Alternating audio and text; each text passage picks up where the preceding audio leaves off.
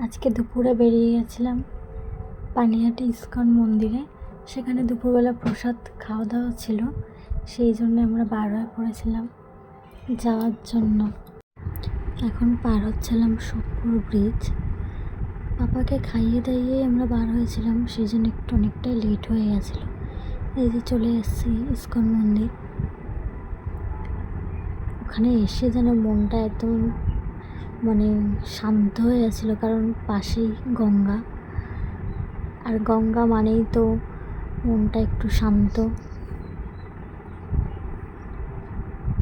মনটা খুব ভালো হয়ে গেছিলো গিয়ে, কারণ গঙ্গা দেখে সবার মনই ভালো হয়ে যায়। এবার খেতে বসে পড়েছি। প্রথমেই দিয়েছিল অন্ন, তারপর শুক্তো, তারপর ডাল দিয়েছিল,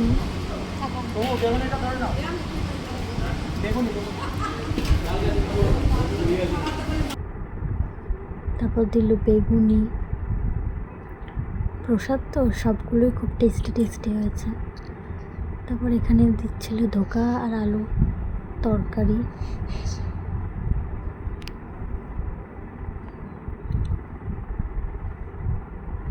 তারপর দিল পনির, যেখানে সবাই খেতে বসেছে। আমাদের প্রসাদটা মন্দিরের মধ্যেই দিচ্ছিল, কারণ আমাদের একটা কি বলবো, একটা অনুষ্ঠানের জন্য আমরা এখানে গেছিলাম যেহেতু, সেই জন্য আমাদের স্পেশালভাবে খাওয়া দাওয়া ছিল। তারপর দিল চাটনি, পায়েস, এখানে ছিল রসগোল্লা। তারপর একটু গঙ্গার পাড়ে আমরা হাওয়া খাচ্ছিলাম।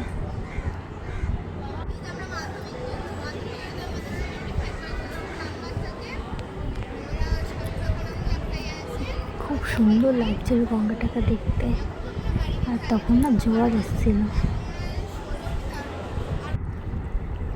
একটু গঙ্গার একটু পাটাও ডুবিয়ে দিলাম। মনে হচ্ছিল একটু ডুব দিয়ে আসি, কিন্তু আর পারলাম না। যে শিব ঠাকুরের মন্দির, একটা কাঁঠাল গাছ ছিল, প্রচুর কাঁঠাল হয়েছিল, কাঁঠালে ভরে গেছে গাছটা।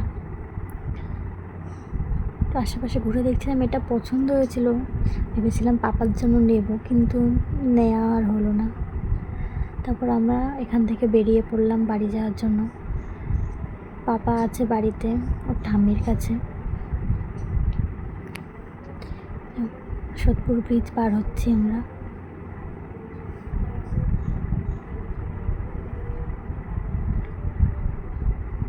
আকাশটা মেঘলা করে এসছে, বৃষ্টি হবে মনে হচ্ছে।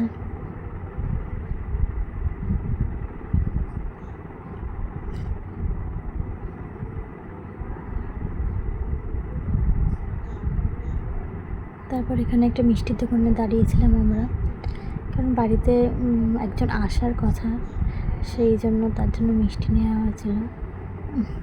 তারপর এসে দেখি আমার পাপা ঘুমিয়েই পড়েছে।